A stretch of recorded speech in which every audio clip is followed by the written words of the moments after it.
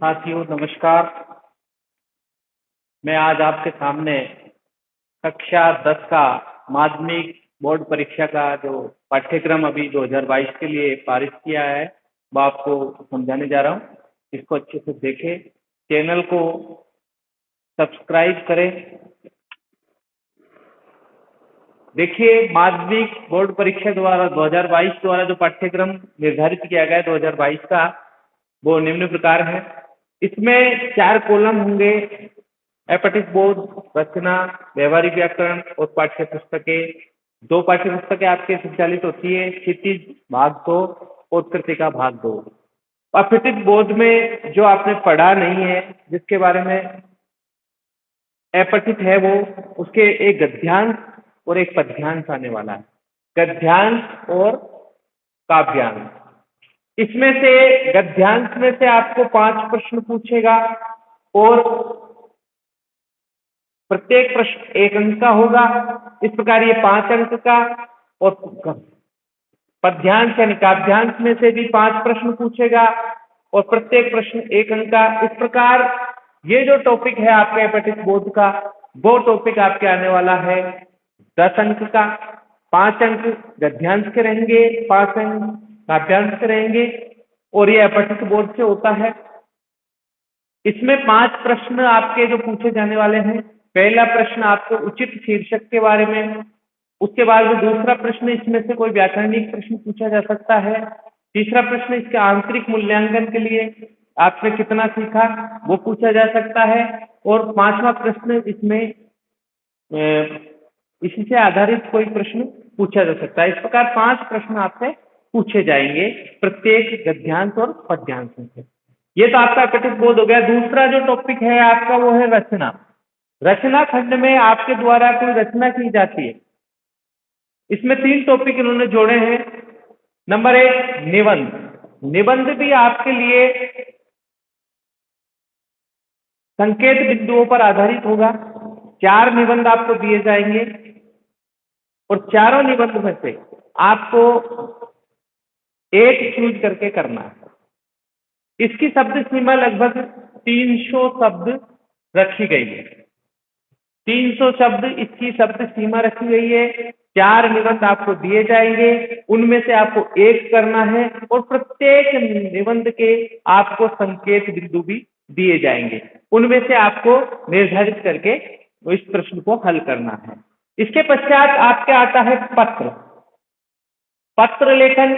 पत्र लेखन आपके 4 अंक का आता है और ये पत्र लेखन के 2 भेद हैं: औपचारिक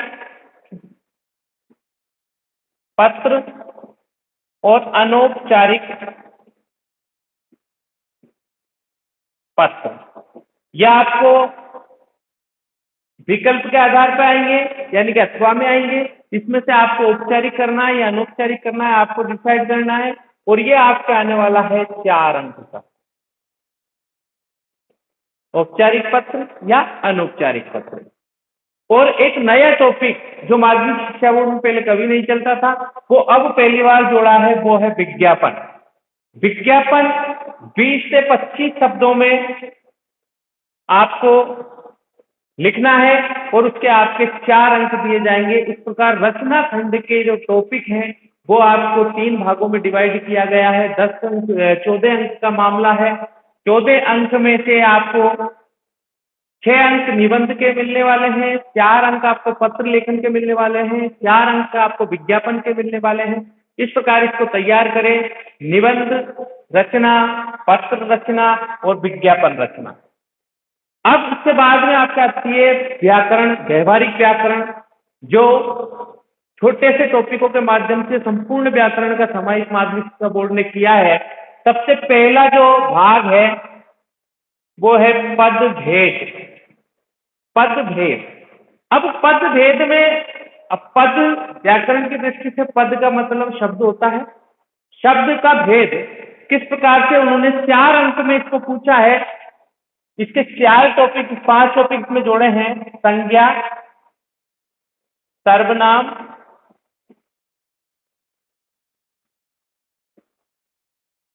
देखिए संज्ञा, सर्वनाम, विशेषण, क्रिया और अव्यय। इन पांचों टॉपिकों को पद भेद के आधार पर हमें ज्ञात करना है। और ये जो टॉपिक है, यानी कि आपको संज्ञा भी सीखनी है, सर्वनाम भी सीखना है, विशेषण भी सीखना है, क्रिया भी सीखनी है और अव्यय भी सीखना है। इस प्रकार आप इस टॉपिक को क्लियर करेंगे। इस टॉपिक को माध्यमिक शिक्षा बोर्ड ने 4 अंकों में समाहित किया है। कितने अंक है? 4। इसके पश्चात एक नया टॉपिक जो जोड़ा है वो है उपसर्ग प्रत्यय। उपसर्ग और प्रत्यय, उपसर्ग और प्रत्यय वाला टॉपिक 2 अंक का है। उपसर्ग हिंदी का वैकरणिक टॉपिक है।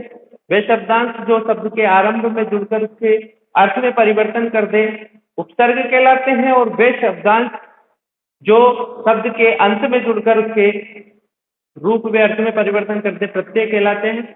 और इनको उन्होंने डिवाइड किया है 2 अंकों में, यानी 2 अंक के प्रश्न इसमें उपसर्ग और प्रत्यय से संबंधित आपसे पूछे जाएंगे। इसके पश्चात संधि और समास। देखिए, दोनों ही टॉपिक दिखने में एक जैसे लगते हैं। संधि और समास 2 अंकों में पूछेगा माध्यमिक शिक्षा बोर्ड। संधि और समास, वर्णों के मेल से उत्पन्न विकार को संधि कहते हैं, और शब्दों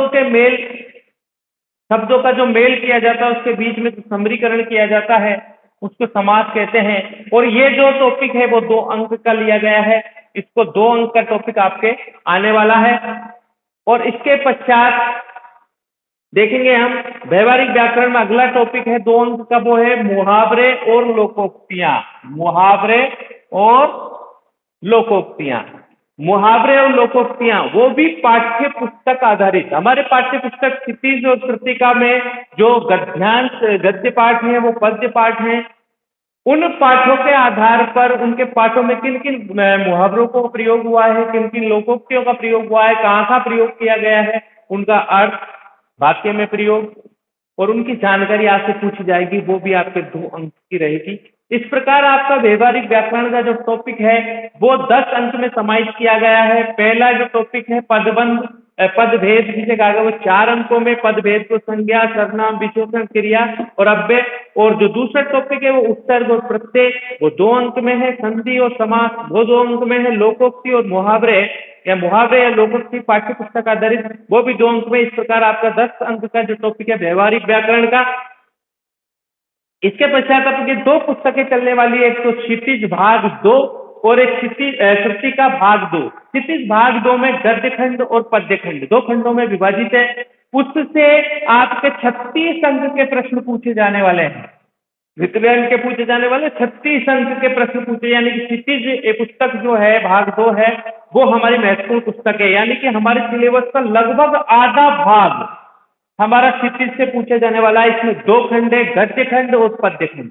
गद्य खंड और पद्य खंड दोनों से बराबर स्थिति में प्रश्न पूछे जाने वाले हैं। जिसमें देखिए, गद्य खंड से एक वाक्य आएगी और पद्य खंड से भी एक वाक्य आएगी, यानी कि 6 प्रसंग वाक्य जिसे कहते हैं। प्रसंग लिखना, व्याख्या करना और उसके बाद उसमें विशेष बिंदु जोड़ना, यह आपसे प्रश्न पूछा जाएगा 6 अंक का। 6 अंक का प्रश्न पूछा जाने वाला है गद्य खंड से और 6 अंक का प्रश्न पूछा जाना है पद्य खंड से। इस प्रकार 12 अंक आपके व्याख्या के रहने वाले हैं। इसके पश्चात आपके एक निबंधात्मक प्रश्न, आपसे 2 प्रश्न पूछे जाने वाले निबंधात्मक, एक गद्य खंड से, दूसरा पद्य खंड से। गद्य खंड से पूछे जाने वाला प्रश्न आपके 6 अंक का रहने वाला है और पद्य खंड से पूछे जाने वाला भी आपके 6 अंक का रहने वाला है। इस प्रकार हमारा निबंधात्मक प्रश्न 2 आने वाले हैं और दोनों प्रश्न 6 और 6 मिलाकर के 12 अंक, यानी कि हमारे 24 अंक, एक 6 अंक की व्याख्या गद्य खंड से, 6 अंक की व्याख्या पद्य खंड से, 6 अंक का निबंधात्मक प्रश्न गद्य खंड से, 6 अंक का निबंधात्मक प्रश्न पद्य खंड से आने वाला है। इसी के आधार पर आपके एक 2 लघुत्तरात्मक प्रश्न पूछे जाने वाला है, जिसमें एक गद्य खंड से पूछा जाएगा, एक पद्य खंड से पूछा जाएगा। 2-2 अंक के रहने वाले हैं और वो आपके 4 अंक का रहेगा। 2 अंक का गद्य खंड से, 2 अंक का पद्य खंड से। इसी प्रकार अति लघुत्तरात्मक प्रश्न 4 प्रश्न आपसे अति लघुत्रात्मक प्रश्न पूछे जाएंगे। 4 प्रश्न छोटे छोटे, एक शब्द में या एक पंक्ति में उत्तर देने वाले जो प्रश्न होते हैं वो आपसे 4 पूछे जाएंगे। 2 गद्य खंड से पूछे जाएंगे, 2 पद्य खंड से पूछे जाएंगे। प्रत्येक प्रश्न 1 अंक का होगा। इस प्रकार 4 अंक के जो प्रश्न पूछे जाएंगे ये हमारे गद्य और पद्य खंड से पूछे जाने वाले हैं, यानी कि ये भी 4 अंक के। उसके बाद कवि परिचय, लेखक परिचय और कवि परिचय दोनों ही गद्य खंड से आएगा तो वो आपका लेखक परिचय होगा, पद्य खंड से आएगा वो आपका कवि परिचय होगा। यानी कि लेखक परिचय और कवि परिचय, यानी कि दोनों ही खंडों से आपके लेखक परिचय और कवि परिचय पूछे जाने वाले हैं। वो 2-2 अंक के रहेंगे, यानी कि 2 अंक रहेंगे आपके लेखक परिचय के, 2 अंक रहेंगे आपके कवि परिचय के। कवि परिचय में आप देख लीजिए, अब बहुत से विद्यार्थियों को ये रहता है कि भाई कवि परिचय होता क्या है। इसको हम विस्तार से जब क्लास चालू करेंगे, यानी कि हम प्रत्येक पाठ को आपको पढ़ाएंगे, उसके बाद आपको बताएंगे। फिर भी यहाँ बता दूं, कवि परिचय के जो टॉपिक चालू होते हैं, यानी कि कवि के बारे में जानकारी, लेखक के बारे में जानकारी, उसका जन्म स्थान, माता का नाम, पिता का नाम, गुरु का नाम, उसकी उपलब्धियां, उनकी शिक्षाएं, उन्होंने कहाँ अध्ययन किया और उनकी क्या क्या उपलब्धियां रही हैं, क्या पारितोषिक उन्होंने प्राप्त किया है, उनके बारे में हम जानकारी लेते हैं। और ज्यादा बड़ा मैटर नहीं होता है, 4 से 6 लाइनें हमको लिखनी होती है उस लेखक या उस कवि के ऊपर। इस प्रकार हमारा कवि परिचय यानी कि 4 नंबर का ये टॉपिक होगा। ये क्षितिज खंड इस प्रकार हमारे 36 अंक का, यानी कि हमारे सिलेबस का लगभग आधा भाग, यानी कि लगभग आधा भाग क्षितिज पुस्तक से रहने वाला है। इसके बाद एक पूरक पुस्तक हमारी चलती है, वो चलती है कृतिका। कृतिका से हमको 3 तरह के प्रश्न पूछे जाएंगे, लघुत्रात्मक प्रश्न, अति लघुत्रात्मक प्रश्न और बहुविकल्पी प्रश्न। लघुत्रात्मक प्रश्नों की संख्या रहने वाली है 2 प्रश्न लघुत्रात्मक होंगे जिनके उत्तर सीमा 30 से 40 शब्द रहने वाली है।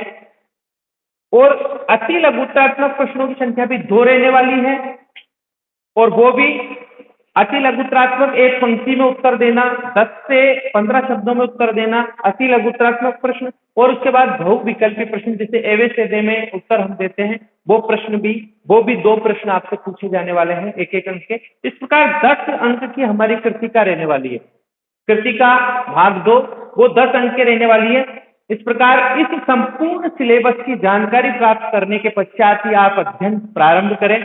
और अध्ययन देखिए, पहले कई वीडियो आए हैं, कई लोगों ने गाले दिए हैं, देख रहे हैं कि पुराने सिलेबस के आधार पर बच्चों को पढ़ाया गया है, लेकिन माध्यमिक शिक्षा बोर्ड ने अभी वर्तमान में जो सिलेबस जारी किया है उसी के आधार पर पढ़ते रहें और अपनी अच्छे से तैयारी करते रहें। धन्यवाद।